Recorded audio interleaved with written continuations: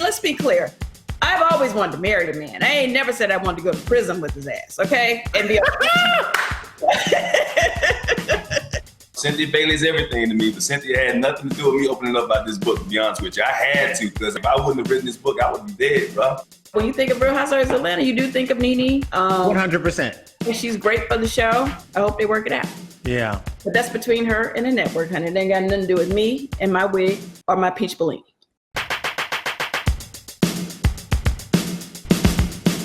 Do I spot a Seagram's cocktail over there that you have in your glass as well? If you're talking about this wet ass peach, yeah. Wet ass peach Bellini. This wet ass peach Bellini. How is it been going for you being back at work? I know a lot of people were nervous to get back into the swing of things, but what's it been like for the ladies of Real Housewives of Atlanta? It's been very different, filming during COVID-19. We have to get tested every week, every Tuesday from 8 to 11. I have to get tested. And at first I was doing the nose one down the throat. Ooh. The nose, that's gangster. That one was tough. But now I'm doing the throat one. I can receive it in the throat a little better than the nose. Okay, go all down that throat. But that nose, you got to leave alone. Put on that throat all day. See, you already started. No, but seriously, just being excited to be back at work. We're trying to make this show happen. Kudos to Bravo for that, because it's been very challenging, respecting the COVID rules, and, regular testing is a huge part of it. We're wearing masks a lot. Most of the time, as a matter of fact, shields, they have to come and disinfect our houses. It's a whole nother thing. And we're filming more from home, because we go into certain places and be in big crowds. So you guys are going to get a very entertaining season 13, but it's going to be a little different. Because Atlanta is just out here doing the most that I can see on Instagram. Well, I was quarantined in LA for the most part, but when I came back, I will say Atlanta was pretty wide open now, because we were all locked up and buttoned up in LA. You can't without a mask on. So, there's a reason why Atlanta, hot Atlanta is a hot spot.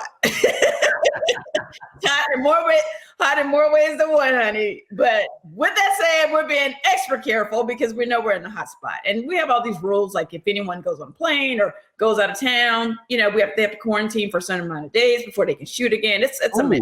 We're making it happen. But let me ask you this question, because I know you were on lockdown, getting that good D, had your man cooking for you, going on walks in this nice weather. Are you kind of sad that you aren't locked down in California anymore? Well, hey, I got the extra 20 pounds to prove that I was happy, getting some good D, and eating good and cooking and being a real housewife for real. But I have to say, I was in LA before the quarantine as well. So when you add to the quarantine, I was out there for quite a few months. And outside of, hanging out with my family, it was kind of good to get back to Atlanta, to get back to Lake Bailey. Just to get back to me, because, the whole thing with the pandemic, after a while, I'm used to being busy and working. Yeah. I'm not used to not being able to go no damn where. You broke your spirit a little bit after a while. At first it was fun. It was TikToking, family dinners. Then after a while it was like, oh, that was, that ran its course. I'll just say that. And then, I just couldn't focus. I'm a creative person. It was just hard to kind of get in my zone with people on top of me all the time. 100. But it's interesting because a lot of couples, before they get married, you do that marriage retreat and you got to see a pastor for 3 weeks before you hit it. I feel like quarantine was kind of you and Mike's pre-wedding therapy session. Oh, honey, child. That was the ultimate test. I knew I wanted to marry Mike before the quarantine, but now I know I want to marry. We have been through everything we could possibly go through. We have been tested in every way. And let's be clear. I've always wanted to marry the man. I ain't never said I wanted to go to prison with his ass, okay? And be Didn't nobody say nothing about prison, okay? Now, I did appreciate the conjugal visits, okay? We're on lockdown, but come on now. I'm going to need to be able to go somewhere, and he's going to have to be able to go somewhere sometimes, and we have to come back together. But it's crazy because, yes, look, Mike Hill is your dude. There is no ifs, ands, or buts about it. But there is something very different about dating a dude who's in the industry, who's in the game, who travels for work, who has his own independence in Los Angeles. Yeah. Meanwhile, you have your own independence up at Lake Bailey. Oh, yeah. It must have been like, holy, this is a make or break, because your ass can't escape nowhere. My black ass can't go get my rest of my wigs. What are we gonna do? You know what? It was challenging. I will have to say that. And this still is a bi-coastal relationship. It's still a long distance relationship for the most part. Now, thank God, because of COVID. Well, not thank God because of COVID, but situations with COVID, he's able to be here with me in Atlanta. So he's been kind of quarantined here with me now because, I did my stint in LA. Now he had to come here, and he's able to work from home. So the unofficial Mike and Donnie show is downstairs here at Lake Bailey. That's where he does his show from now. So killing it. It's good. But like even that, just starting a marriage, Mike's a whole person. I'm a whole person. He has his house. I have my house. If you spend enough time there, after a while, you're like, we've had some conversations. You guys will see something come up, but I didn't always feel like, LA was my house that much. He didn't always feel like Lake Bailey. I mean, I don't know why he wouldn't feel at home at Lake Bailey. It only has my name on the house, Lake Bailey. All these little things. And because, everything is so different now, we have time to actually focus on all these little things that would normally maybe bother us if we were flying off to here and there and working. But now that we're home, we're a little more focused and like, hey, you know what? We can kind of focus on things that we didn't necessarily, focus on before. Oh, wasn't really a big deal. But now we got time. Yeah. Now you got time. Well, I know you had time to read that book. Oh, of course. Open mic gets real. Open mic is something that you would write when A, you were single, or B, you were about to die, because it's a revelation about how Mike became to be Mike. Oh, yeah. You guys, if you don't know Mike Hill. Listen, if all my men came with a book, child, that I could read where they poured their own tea. If they all came with a book, honey, so you'd be like, well, wait a minute now, let me read the book first and then figure out the situation. I didn't even think about that. I had no idea what I was getting when I decided to be with this man until I read the book. Life is too short. You can't walk around trying to be something you're not, or trying to put out there that you're not. It's like, we have to have a certain image for what we do, and you understand that. But at the same time, there's so much freedom, and like there has to be a balance of who you are on TV and then who you really are. Like you can't just be like this TV person and not have your real, personality as well. So, and I struggle with that as a reality star as well. I mean, at this point, I've been on the show for so long. I'm like, I've always tried to be Cynthia Bailey on the show. And 100. It's worked for me. And take it, leave it, love it. If you think I'm boring, whatever you want to think, I'm still being me. And I've never sold my soul, and I'm always going to be my authentic self. I'm a nice person.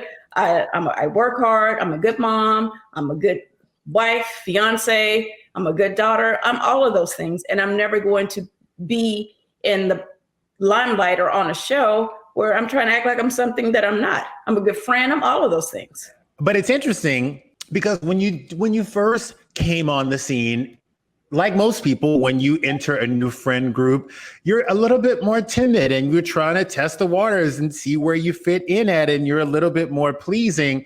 And I feel like what happened to you, and correct me if I'm wrong, is your first 2 seasons you came in, you were trying to find your footing, and you just were that bitch. But then when people started pushing your buttons and crossing the line, you started snatching wigs left and right, and everyone's like, who's this? Right. Where is Cynthia, the doormat, who I can walk all over? Right. And it was crazy that we kind of saw you come into yourself on the show, because you weren't that, the first 2 seasons, but I'm happy that 50 Cent came out and 50 is ready to throw some hands. Well, here's the thing, when you come into a new friend circle, I mean, I give everyone the benefit of the doubt. I'm just not going to come into a new group and just, be on the defense and be guarded and, just start reading everybody for no reason. I really wanted to give everyone an opportunity just to get to know them, honestly. Yeah. To be clear, I mean, I didn't, I've never been around a group like this before. This is a very creative movement. No? Listen, I come from the modeling industry, and there'd be like little cat fights and stuff, but nothing like what's going on over here. For the most part, I mean, models are like, look, girl, you do your thing, I'm doing my thing. It wasn't that deep. Like, it wasn't like as shady and as, competitive and as jealous as this, this circle can be. So, and your props. If you were that bitch, you were that bitch. They were always going to give it up. Here, you got to fight for your little props. Be like, okay, hello. I was doing okay before the show. I'm be doing okay after the show. Like, I'm good. I came here with a name, and I'm gonna leave with a name. You know what I'm saying? Right. Brand. Okay, that part. Right. But anyway, just to kind of close out what you were saying. Look, I'm a nice person. If I'm around people who, take that kindness for weakness or try to, misconstrue class or kindness as weakness, then that's just what it is. I'm never going to be a monster. I'm never going to be an asshole. I'm never going to be a horrible person. That's just not who I am. But if you push me in a corner, you're going to get 50 cents. And I think you're going to get 50. Yeah. And I hate that. I hate that about, because we all have that one person in our lives. Normally they're friends of friends, and you're not forced to be around them at all times, because I have a person in my life who they just want to push you to be that bitch. They want to push you to be that monster, that horrible person. And I'm like, one day you're going to get it. Right. And you're going to be real mad that you woke Grundle's ass up. Right. But see, I feel like you're like the male version of me in a lot of ways. Like, you're not like, you're like nice. You're fun. You just want to have a good time. You ain't coming to try to snatch nobody's wig off. But now if they come for you, if they just come get you all the way out your bag, then, you're coming, but you don't want to. Who wants to, like, I don't want to walk around like having to be on the defense and worry about like, oh, okay, this person will come for me. Okay, this person's nasty to be around. Let me be nasty too. I mean, I believe in reciprocity and all, but at the same time, I'm never going to, light always beats out darkness. Okay. Mm-hmm. I don't want to be some nasty, mean, shady person just for no reason. I live for all the fun shade now, but not all that below the belt stuff. No, that's not really who I am. And, after all this time that I've been on the show, I've never been that person. And I want to leave the show, never to become that person, because I don't 100%. Think, and I don't think, we're in the movement right now. It's not cute to just be tearing people down just out of just meanness or whatever. You can play around with folks, but be mean spirited and tear other Black women down for no damn reason. No, for what? What? So you've been in the show for how many seasons? 11 seasons. What would you have done 11 years ago had you not joined the show? Like, where would your life be right now? Did you ever think about that? I think about it all the time. I actually, before I started modeling, I was actually going to go to college to study journalism. I wanted to be, a broadcaster. So I kind of knew I wanted to be on TV, but I felt like I wanted to be the person talking about other people's lives, not being ready for my own damn life. And that's what I thought I wanted to do. So I got an opportunity to go to, hi, is that Mike? Oh, is that Mike? I knew she wanted to be me. See? And that's what he does. It's funny. We wanted to do the same thing, and I didn't even know. That's why we all get along. That's why we all G, because we all are the same people. What's up, Justin? I just want to say hello, man. We were just how are you? Come down a little bit. Oh, I can't see. I'm sorry. No, I'm gonna let you guys go ahead and do your thing. I appreciate it. But yeah, I knew she wanted to be me. I heard her say she wanted to be a journalist. Everybody wants to be Cynthia Bailey, but everybody want to really be Mike. You like Mike, baby. Mike, wait, I have to ask you one question. Okay. How worried were you when Cynthia first picked up your book? Were you afraid that she would hear about your past and run for the hills? Or was it something that you felt like you wanted to get off your chest before you took that plunge with this woman? I had to get it off my chest. Actually, I think she told you before, or I know she said a lot of things about it if it wasn't for this book, she wouldn't be with me right now. Because when we were dating, I was actually writing the book. Mm-hmm. And as I was writing the book, when we first started dating, she used to always ask me what I was doing. I was like, I'm writing. She's like, what? I'm writing my book. And she said, read me a little bit of it. And so what I was reading to her was my life and me telling the truth and being honest. And it was interesting. And she was like my first critic. And I think that kind of opened her up a little bit more and allowed her to see a little bit more of me and allowed us to get closer sooner. A lot more. Yeah. Yeah.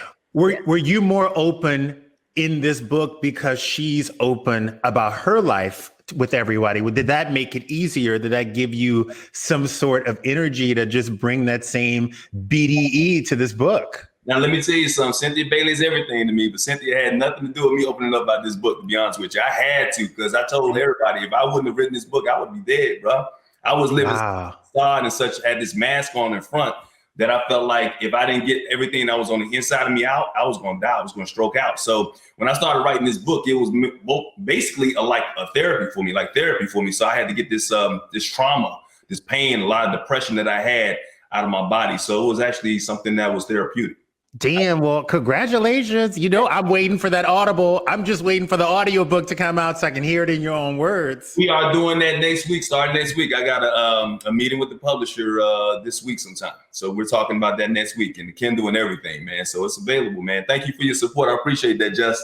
Anytime. I'm going to see you at Lake Bailey. I'm coming soon. Come on through, my man. Good seeing you. That man is fine, y'all. You know, the one thing about Mike doing this book and me watching his whole process and his whole journey with the book is I was like, you know what?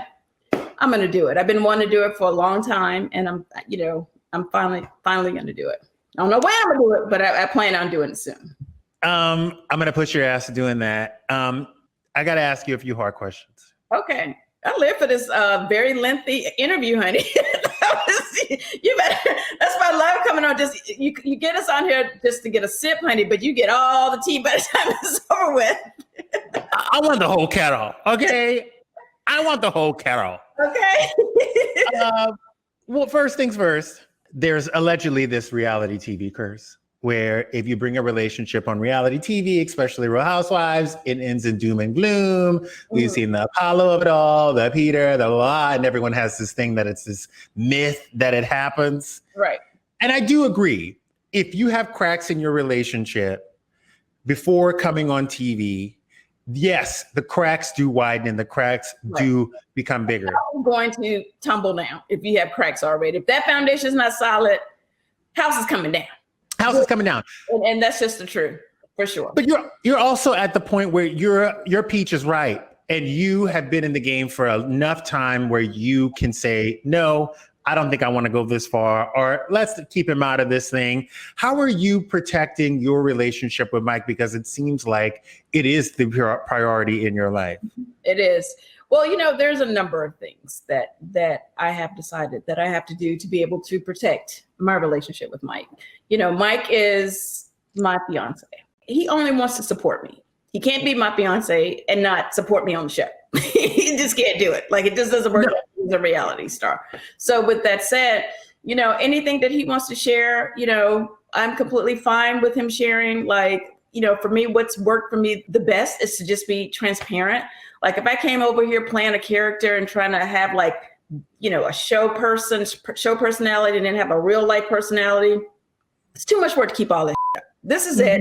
Mike is himself, you know, take it or leave it. I am me, take it or leave it. In regards to, you know, bringing him around the cast and stuff, I'm a little protective of that just because I feel like, you know, his reality with me is one thing. Bringing him in the group, then I definitely want to make sure that it's not like going to be anything super, you know, crazy or negative, because I don't want to in those situations. I wouldn't put him in a situation like that if I wasn't on the show. You know what I mean? Yeah. So, but Mike is a grown ass man, and he definitely has a voice that he uses for a living and a lot to say. Okay. So, you know, he's definitely not going to be on the show with me and just hold my purse the whole time for me. You know, 1,000. He's going to engage, and, you know, he can actually moderate the conversation if they want him to, because that's what he does for a living. Okay. Thank you. I finally can do it now that nobody else is doing it. Like, you learn how to do it. Okay. So, but going back to the marriage curse, I felt pretty confident going into my marriage with Mike, and I know it doesn't always work out, but I do believe that I don't think a reality show can break up a strong marriage. I think anything can break up a marriage that is not solid.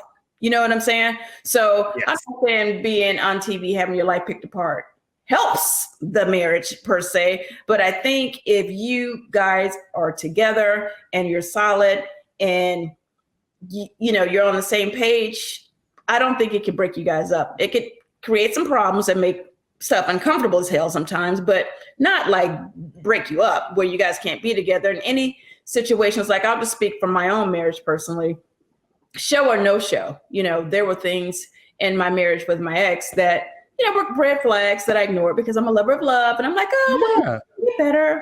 Things are going to be fine. We wouldn't have stayed together, show or no show. Anyway, it just was not. It's expedited it.